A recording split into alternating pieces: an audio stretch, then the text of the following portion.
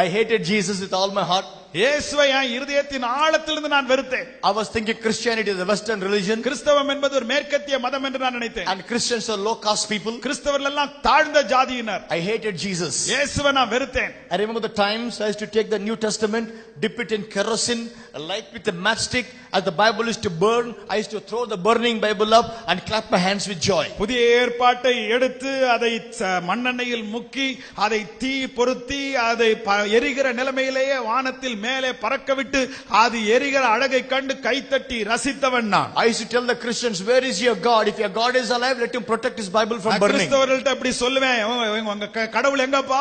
அவர் உண்மையிலே உயிருள்ள கடவுள்னா எரிகிற அந்த பைபிள் அவர் காப்பாத்தட்டும். That was the hatred I had on Jesus Christ. இயேசுவின் மேல் அப்படிப்பட்ட வெறுப்பு எனக்கு இருந்தது. Stand in front of churches, spit on the ground, speak filthy words about Jesus Christ. சர்ச்சுக்கு முன்னால நின்னு தரையில காரி துப்பி அந்த சபையை பார்த்து கெட்ட வார்த்தை எல்லாம் பேசுவேன். So while I was studying my engineering, நான் இன்ஜினியரிங் படித்துக் கொண்டிருக்கும் போது one evening I was going to my classes. ஒரு நாள் சாயங்காலம் என்னுடைய வகுப்புக்கு நான் போய் கொண்டிருக்கும் போது Every day as I had to go to class, I had to pass in front of a church building right on the main road. ஒவ்வொரு நாள் என்னுடைய வகுப்பிற்காக நான் போகிற வழியில் அந்த மெயின் ரோட்ல ஒரு சர்ச்சை கடந்து தான் நான் போகணும். Right like this. The church was right on the main road. இந்த சபை இருக்கிறதை போலவே ஒரு மெயின் ரோடை பார்த்து கொண்டு அந்த சபை இருந்தது. So one evening I was going to my classes. ஒரு நாள் மாலை என்னுடைய வகுப்பிற்கு நான் போய் கொண்டிருந்தேன். I saw in the church compound a Christian meeting going on. சர்ச்சில் ஒரு கிறிஸ்தவ கூட்டம் நடந்து கொண்டிருந்தது. A small meeting, maybe 150-200 people were there. ஒரு சின்ன கூட்டம் ஒரு 150 ல இருந்து 200 பேருக்குள்ள இருந்திருப்பாங்க.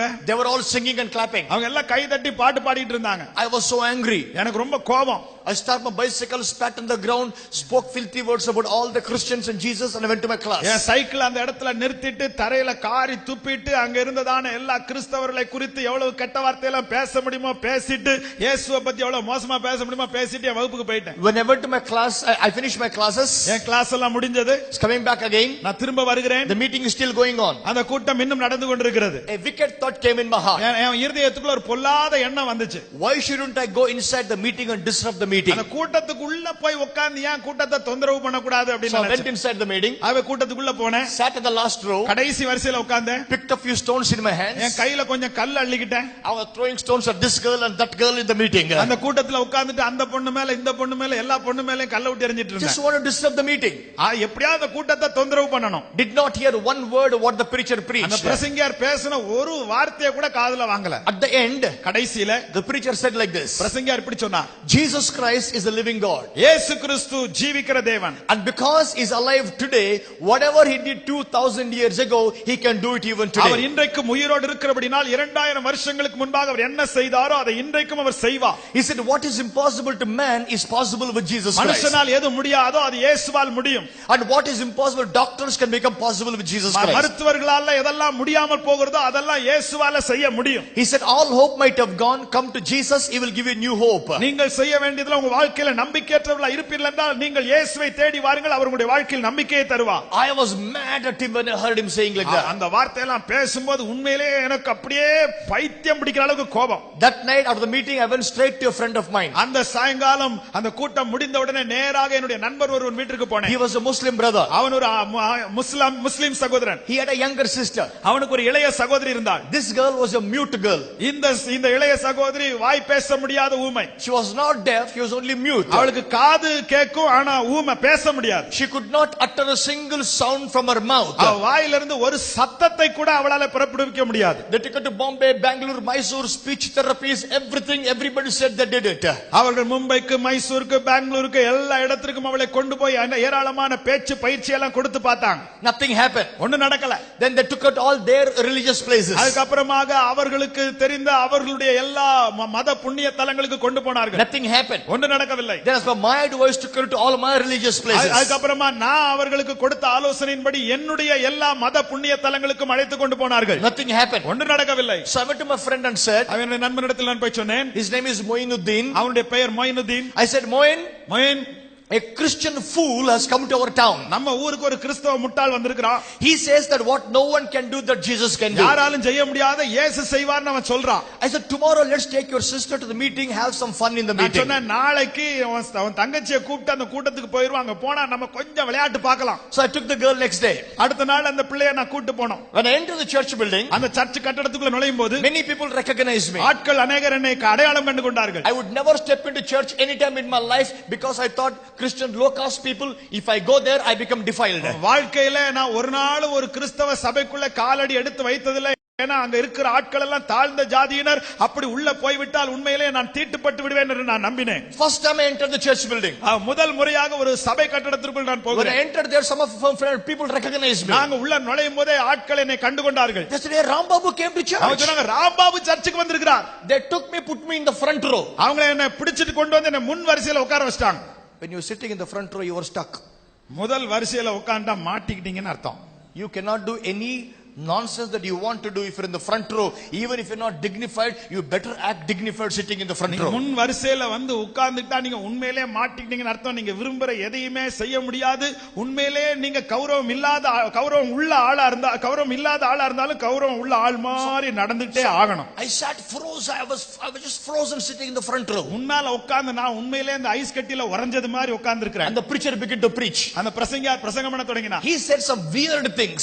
அவர் உண்மையிலேயே இந்த காத்துல போறது மாதிரி வார்த்தையை பேசிட்டு இருக்கிறார். He said, அவர் சொல்றார், we all have sinned. நம்ம எல்லாரும் பாவம் செய்தோம். For our sin we must be punished by God. நம் பாவத்திற்காக உண்மையிலே நாம் தான் தேவனால் தண்டிக்கப்பட வேண்டும். But God loved us so much, he came down to the earth as a man. ஆனால் தேவன் நம்மை மிகவும் அதிகமாய் நேசித்தபடியால் அவர் மனிதனாக மாறி உலகத்துக்கு வந்தார். And he suffered on the cross. அவர் சிலுவையில் மரித்தார், பாடுபட்டார். For the wrong we did, he took the punishment. நாம் செய்த தவறுகளுக்காக அவர் தண்டனையை ஏற்றுக்கொண்டார். He carried our sin. அவர் நம்முடைய பாவங்களை ஏற்றுக்கொண்டார். Our sickness. நம்முடைய வியாதியை ஏற்றுக்கொண்டார். Our curse. நம்முடைய சாபங்கள். Our poverty. நம்முடைய தரித்திரம். He shed his blood. அவர் தன்னுடைய இரத்தத்தை சிந்தினார். Died. மரித்தார். After 3 days. 3 நாட்களுக்கு பின்பு He rose again from the dead. மீண்டும் மரணத்திலிருந்து உயிரோடு எழுந்தார். Hallelujah. Hallelujah. When I heard that, அதை கேட்கும்போது I was shocked. எனக்கு அதிர்ச்சியாகி போய்விட்டது. ஏனென்றால் as a Hindu I believed in reincarnation, punarapi jananam punarapi maranam, and I believed in karma and karma phala. நான் உண்மையிலே ஒரு இந்துவா இருந்த நிலைமையிலே நான் பூர்வ ஜென்மங்களை குறித்து நான் நம்பிக்கை கொண்டிருந்தவன். நான் என்ன கர்மங்களை செய்கிறோமோ கர்மங்களுக்கு ஏற்றாற் போல அடுத்த பிறவிகளில் பிறப்போம் என்று சிந்திக்கிறவனாய் காணப்பட்டேன். I was taught from childhood, whatever wrong you do in this birth, the consequence of it you suffer in the next birth, the fruit of the karma, and nobody can help you. நான் சின்ன வயதிலிருந்து என்ன போதிக்கப்பட்டிருந்தேன் என்று சொன்னால், இந்த பிறவியிலே நாம் என்னென்ன காரியங்களை செய்கிறோமோ அதன் பலனை அடுத்த பிறவியிலே நாம் அனுபவிக்க வேண்டி இருக்கும் என்றுதான் நான் கற்பிக்கப்பட்டேன். That's why many people, when something goes wrong, they say karma they say. அதனாலதான் யாராவது ஏதாவது தப்பா போகும்போது தலையில அடிச்சிட்டு கர்மம் சொல்லுவாங்க. Because nobody can help you. ஏன்னா யாருமே உதவி செய்ய முடியாது. Here was a new teaching. இங்க ஒரு புது போதனை. I did wrong, somebody suffered for me. நான் தப்பு பண்ணா இன்னொருத்தர் பாடுபட்டாராம். How can that be possible? அது எப்படி சாத்தியம்? Then the preacher said, பிரசங்கியார் இப்படி சொன்னார், if anybody want to give your life to Jesus, come forward. உங்க வாழ்க்கையை யாராவது இயேசுவுக்கு கொடுக்க விரும்புனீங்கன்னா முன்னால வாங்கன்னு சொன்னார். I didn't know what is giving life to Jesus. வாழ்க்கையை இயேசுவுக்கு கொடுக்கிறதுனா என்னன்னே எனக்கு தெரியாது. I didn't go forward. நான் முன்னால போல. Then the preacher said, பிரசங்கியார் சொன்னார், if anybody want healing, come forward. யாருக்கா சுகம் வேணுமா முன்னால வாங்கன்னு சொன்னார். I took the girl, ran forward. நான் அந்த பிள்ளையை கூட்டிட்டு முன்னாடி போயிட்டேன். Healing means people come run forward. I did that also. சுகம் என்று சொன்னால் ஆட்கள் முன்னால ஓடி வருவாங்க. நானும் பண்ணியிருக்கிறேன். The preacher prayed for her. அந்த பிரசங்கியார் அவளுக்காக ஜெபம் பண்ணினார். Nothing happened. ஒண்ணும் நடக்கல. She was not healed. அவள் சுகமாகவில்லை. He said, young man, come back tomorrow. அவர் சொன்னார், நீங்க வாலிபனே அடுத்த நாளைக்கு வாங்கன்னு சொன்னார். I said, again?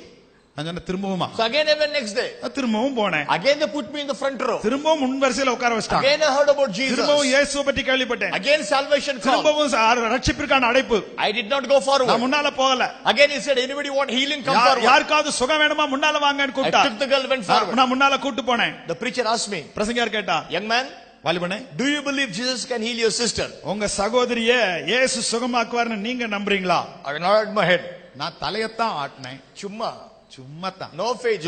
விசுவாசம்லாம் ஒண்ணும் கிடையாது. சும்மா. So he laid hands upon that girl. அந்த பிள்ளை மேல தலையில கை வைத்தார். And the preacher said, பிரசங்கியார் சொன்னார், in the name of Jesus, இயேசுவின் நாமத்தில், you mute spirit, come out. ஊமை ஆவியே வெளியே வா. Speak in the name of Jesus. இயேசுவின் நாமத்தில் பேசு. And he said to that girl, அந்த பிள்ளையை பார்த்து சொன்னார், Sister, சிஸ்டர் say Jesus. ஜீசஸ்னு சொல்லுங்க. And the mute Muslim girl அந்த ஊமையான முஸ்லிம் பெண் opened her mouth வாயைத் திறந்து and said Jesus. அவள் சொன்னாள், Jesus. Hallelujah. Hallelujah. Hallelujah, Hallelujah. Hallelujah. Hallelujah. She began to speak. அவள் பேசத் தொடங்கி விட்டாள்.